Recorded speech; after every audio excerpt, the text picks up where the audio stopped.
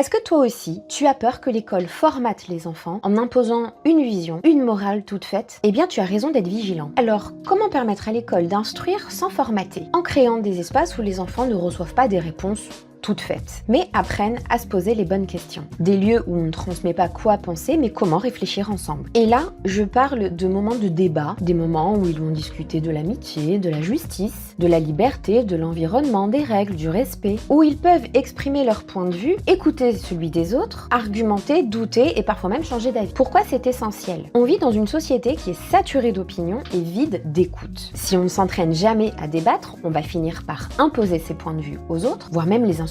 Et parce que la démocratie, ça s'apprend, ça se pratique. Ces ateliers débats développent l'écoute active, la capacité à argumenter, la confiance pour s'exprimer en public, la tolérance envers les opinions divergentes et surtout l'envie de chercher à plusieurs plutôt que d'avoir raison tout seul. Comment ça s'appelle? On appelle ça des ateliers philo, mais on peut aussi les appeler ateliers de discussion, cercles de réflexion ou des entraînements à la pensée partagée. L'essentiel, c'est pas le nom, c'est que ça existe et que leur efficacité est déjà prouvée, chez les enfants comme chez les adultes d'ailleurs. Et pas besoin d'être philosophe pour le faire. La majorité des personnes qui animent ces types d'ateliers n'ont pas de parcours philosophique. Ce sont des parents, des enseignants, des éduxpés et plein d'autres métiers encore, des personnes qui veulent le bien-être des enfants. Et si toi aussi t'as envie de savoir comment ça fonctionne, j'ai créé un cours gratuit, Comment t'intéresser, et je te donne le lien.